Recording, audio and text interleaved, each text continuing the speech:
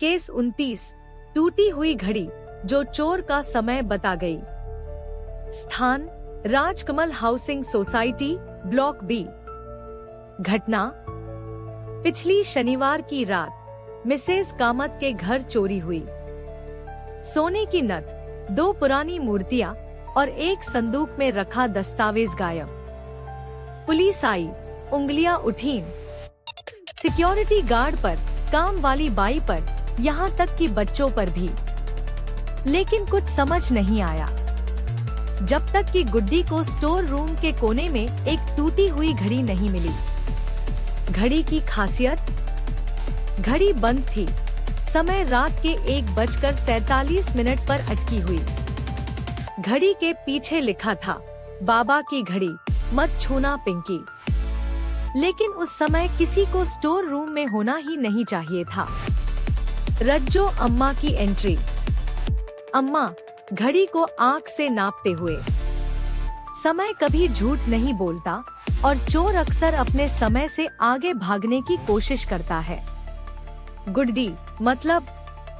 अम्मा मतलब ये कि चोर 1:47 पर यहीं था और गलती से इस घड़ी को गिराया।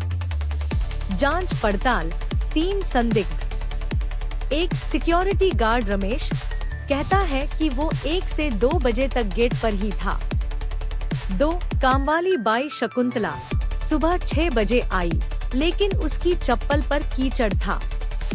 3 पिंकी, मिसेस कामत की नातिन, जिसकी ये घड़ी थी और जो कहती है मैं तो सो रही थी। Twist in the case.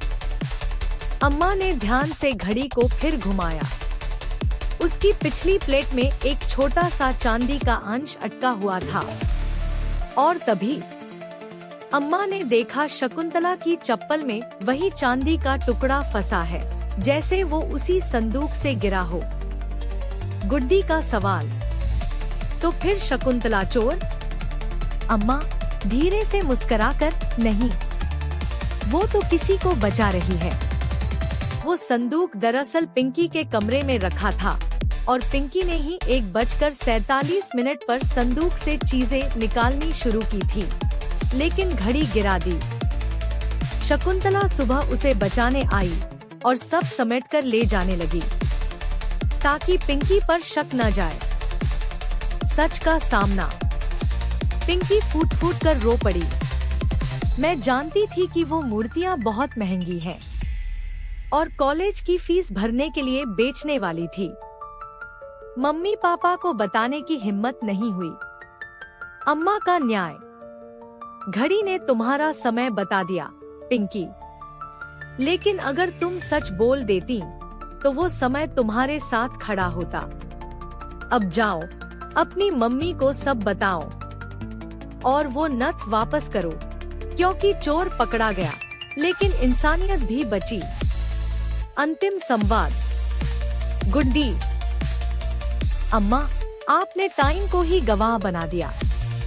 अम्मा चाय की प्याली उठाते हुए, बेटा चाय ठंडी हो जाए तो चलेगा, पर सबूत गरम ही मिलना चाहिए।